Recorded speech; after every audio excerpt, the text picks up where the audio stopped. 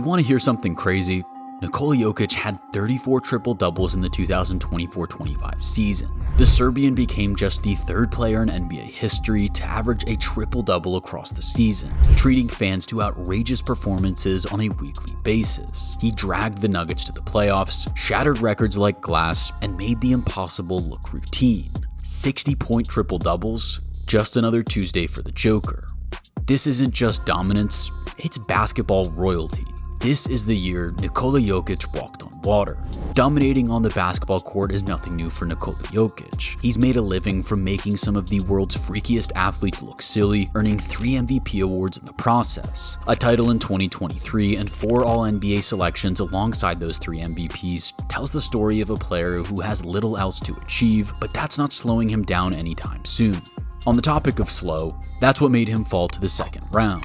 Scouts were happy to praise his IQ and passing ability, but saw little upside in his unathletic, lumbering frame. It didn't take long for them to be proven wrong, with Jokic averaging a double-double by year 3 and earning All-Star honors by year 4. Then, a dramatic leap to 26.4 points per game in 2020-21, along with 10.8 rebounds and 8.3 assists, helped him earn his first of those 3 MVPs. From that point onward, it was sheer dominance, winning his second consecutive MVP in 2022, an NBA title in 2023, and another MVP in 2024. That brings us to 2024-25, when, you guessed it, he's been playing at an MVP level yet again.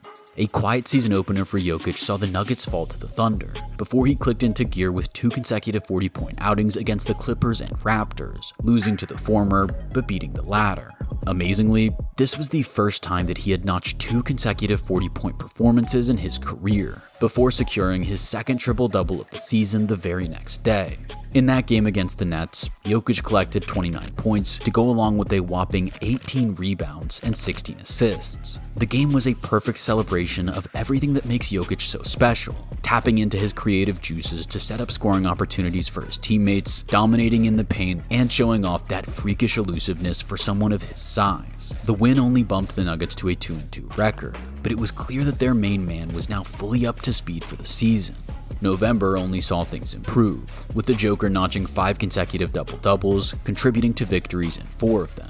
And when I say double-double, I mean big boy double-doubles. His insane numbers read 28, 12, and 13 against the Raptors, 23, 20, and 16 against the Thunder, 30, 11, and 14 against the Heat, and 37, 18, and 15 against the Mavericks. That's what we call dominance of the highest order, nudging the team along to a 7-3 record. There was little doubt that Jokic was the heartbeat of the team, and further evidence of that came in the form of 2 straight losses with him on the sidelines. This kick-started a rocky period for Denver, who went almost a whole month without logging back-to-back wins, falling to an 11-10 record in early December. Thankfully, Jokic never took his foot off the gas, willing his team to as many wins as possible.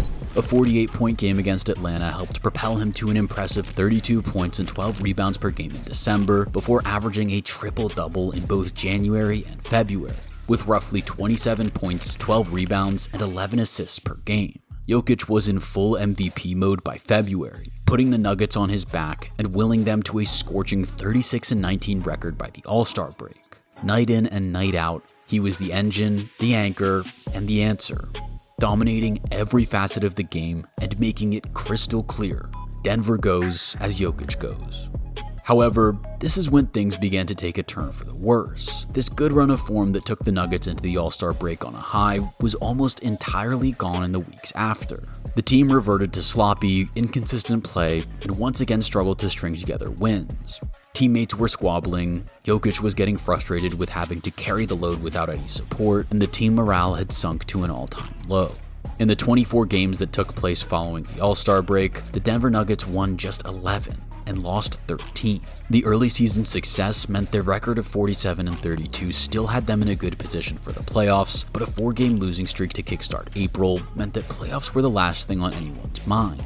This team needed a shakeup, and it needed one fast. One player who didn't need kicking into gear was Nikola Jokic. With all this turmoil going on around him, the Joker was somehow playing the best basketball of his life. And that's saying something for a 3-time MVP. On March 7th, Joker did something that nobody in the history of the sport has ever done before. Against the Suns, he notched 31 points, 21 rebounds, and a career-high 22 assists. He single-handedly propelled his team to victory in overtime, whilst becoming the first player in NBA history to post a triple-double with totals of at least 30, 20, and 20. It was a simply sensational display that summed up everything we have come to know and love from Jokic's game, showcasing insane explosiveness, grace, touch, and creativity, all wrapped up in a 7-foot frame.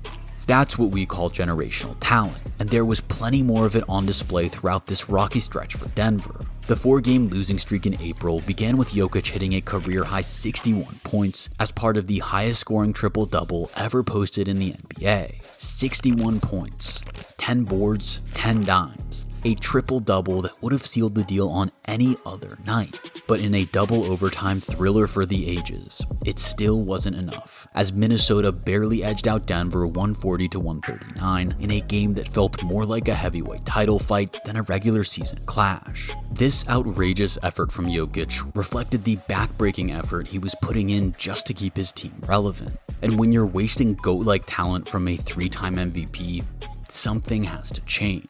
So, despite sitting in a playoff spot with just 3 games left in the regular season, the Nuggets president Josh Kroenke shocked the world and fired head coach Michael Malone.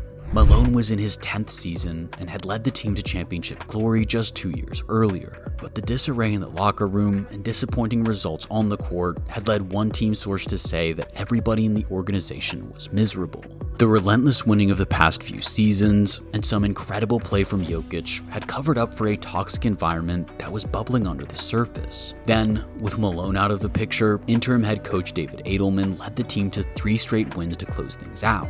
In fairness, it's probably more accurate to say that Nikola Jokic led the team to those 3 straight wins, notching his 33rd and 34th triple-doubles of the season. Yes, you heard that right, 34 triple-doubles in the 2024-25 season for the Joker, the most ever recorded by a center in NBA history. In doing so, Jokic became just the 3rd player in NBA history to average a triple-double across a season, with 29.6 points, 12.7 rebounds, and 10.2 assists. Oh, he also led the team with 1.8 steals per game. Yup, the guy was out of this world, all season long. You just don't get people of his size doing what he does. Whether he's shooting threes, spinning to create space in the paint, or bullying other teams' bigs, Nikola Jokic is dominating. He truly is one of the only players in the NBA who can engage in extra gear and simply refuse to let the other team win. And no game showed that more than against the Clippers in the 2025 NBA playoffs. Having secured a playoff berth as the 4th seed in the West, the Nuggets were teetering on the edge after falling down by 2-1 against the Clippers. Jokic, of course, was not to blame for any of this, having scored 29 points and 12 rebounds in Game 1 before posting triple-doubles in Games 2 and 3. Nevertheless, fans were legitimately questioning his play as Denver slipped to 2-1 down. The Nuggets then faced an uphill battle in Game 4 in LA to avoid going down by 3-1. However, this is when players like Jokic really come into their own, and it was clear he was hot early. It was in the 3rd quarter that Jokic really picked up though. He was dropping in floaters, hitting the target on no-look assists, showing off his signature spin, and contributing threes. This guy was unguardable, clinical, and downright dominant all quarter long, picking up 16 points, 8 rebounds, and 4 assists in the 3rd quarter alone. He went into the Clippers building, put his team on his back, and emerged a winner, posting 36 points, 21 rebounds, and 8 assists to level the series and give his team some momentum for Game 5 back in Denver. Of course, he then fired his 3rd triple-double of the series in front of the home crowd to make it 3-2 in the series. Neutral fans were happy to see the Clippers overcome 25 points, 7 rebounds, and 8 assists from Jokic in Game 6, setting up a sumptuous series finale in Denver.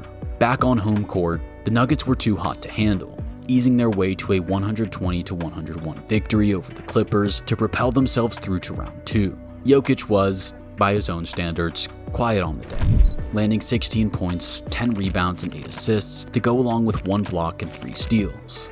So yeah, still pretty impactful, you could say. All in all, this guy is the ultimate all-around basketball superstar. Even in a series where you could argue he was quieter for his usual MVP standards, Jokic averaged 24 points, 11.6 rebounds, 10.1 assists, and 2.3 blocks per game. The guy is a beast, knowing exactly when to sit back and distribute, and when to find his extra gear and take over. He has the height and size to dominate any opponent, the IQ to dissect any defensive scheme, and the clinical touch to find the bucket from anywhere on the court. If you don't have an answer for Jokic, you're going to lose. It's as simple as that. But where do you think the Joker will ultimately land among the all-time greats? Let us know in the comments.